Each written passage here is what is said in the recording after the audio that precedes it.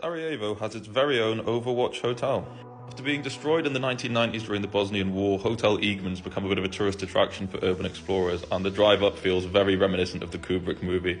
But unlike in that movie, this hotel gives no pretense of normality. You can see straight away that something is quite wrong. Context: here's how this looked in 1984 when the hotel first opened.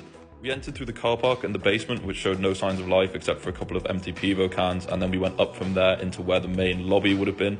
This is probably where the building's got the least structural security. There's a lot of damage here. It's also where the elevator shaft is, so if you've got a fear of heights like me, it's quite easy to trigger that by looking all the way up it.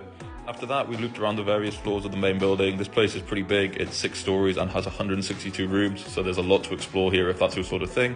It's important to note that this is a health and safety nightmare. If this place was in the UK, it would be fenced off and there'd probably be guards everywhere stopping you from getting in, so you need to be really careful if you do come here and look around. It's 100% worth it though. There's some really awesome juxtapositions here between the graffiti, the urban decay, and then also the nature that's all around it. I'd go so far as to say this is the best abandoned building I've ever seen, and this is something I do quite a lot, so that's no small praise. It's quite hard to get to, you need to drive, there's no bus or anything, but if you can get a hold of a car, it's definitely worth doing. It's also interesting to note that on the top floors where there's more light getting to it, trees have actually started growing in the hotel itself. I have no idea how that works in the concrete, but it's pretty neat. We made it to the roof, but didn't do too much exploring here because everything was covered in snow, so we wouldn't be able to see if there was any unsecure footholds. There was some pretty nice graffiti though, referring to the fact that life is Roblox, which I can't really disagree with.